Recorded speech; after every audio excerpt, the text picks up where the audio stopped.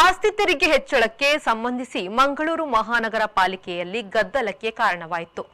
ಆಸ್ತಿ ತೆರಿಗೆ ಹೆಚ್ಚಳಕ್ಕೆ ಕಾಂಗ್ರೆಸ್ ಕಾರಣ ಎಂದು ಬಿಜೆಪಿ ಸದಸ್ಯರು, ಕೇಂದ್ರ ಸರ್ಕಾರ ಕಾರಣ ಎಂದು ಕಾಂಗ್ರೆಸ್ ಸದಸ್ಯರು ಸಾಮಾನ್ಯ ಸಭೆಯಲ್ಲಿ ದೂರಿದರು.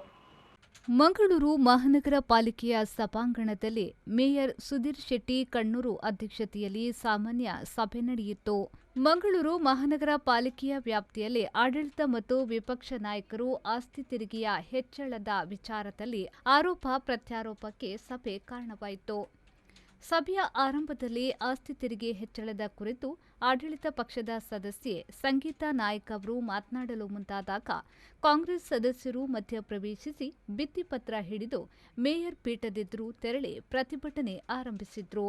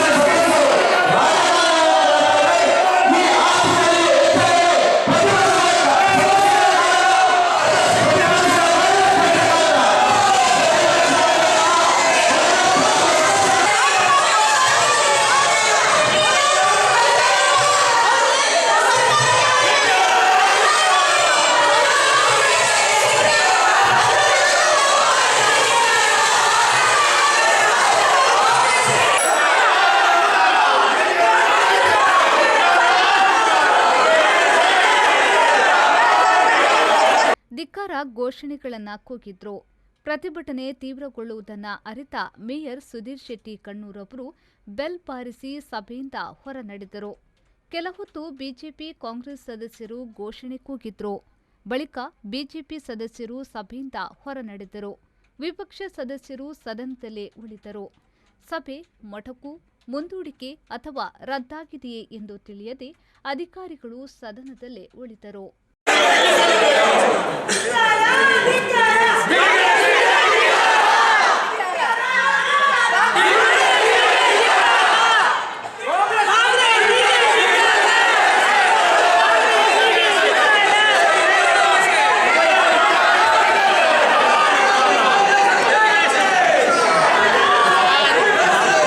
ಸುಮಾರು 20 ನಿಮಿಷಗಳ ಬಳಿಕ ಮತ್ತೆ ಸಭೆ ಆರಂಭವಾಯಿತಾದರೂ ಕಾಂಗ್ರೆಸ್ ಸದಸ್ಯರು ಪಟ್ಟು ಬಿಡಲಿಲ್ಲ.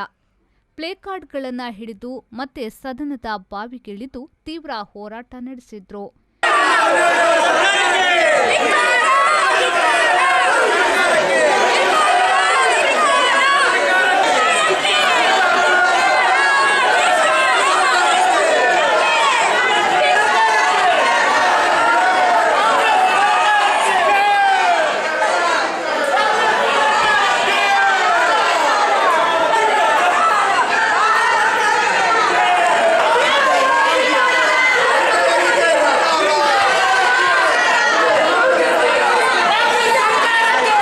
ಸಾಮಾನ್ಯ ಸಭೆಯಲ್ಲಿ ಇದು ತೀವ್ರ ಗದ್ದಲಕ್ಕೆ ಕಾರಣವಾಯಿತು. ಇತ್ತ ಕಾಂಗ್ರೆಸ್ ಸದಸ್ಯರು ಪ್ರತಿಭಟನೆ ನಡೆಸುತ್ತಿದ್ರೆ, ಅತ್ತ ಬಿಜೆಪಿ ಸದಸ್ಯರು ಕೂಡ ಸದನದ ಬಾವಿಗಿಳಿದು ರಾಜ್ಯ ಸರ್ಕಾರಕ್ಕೆ ಧಿಕ್ಕಾರಗಳನ್ನು ಕೂಗಿದ್ರು.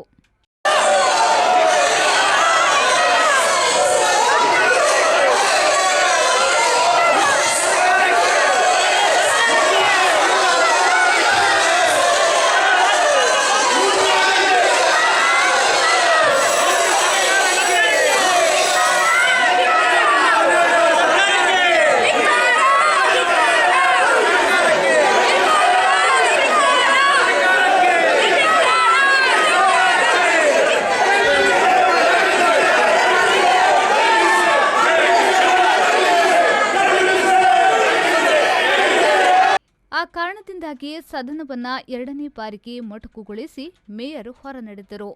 ಆಡಳಿತ ಪಕ್ಷದ ಸದಸ್ಯರು ರಾಜ್ಯ ಸರ್ಕಾರದ ಕೆಟ್ಟ ಆಡಳಿತದಿಂದಾಗಿ ಆಸ್ತಿ ತೆರಿಗೆ ಹೆಚ್ಚಳವಾಗಿದೆ ಎಂದು ಪ್ರತಿಪಾದಿಸಿದ್ರು.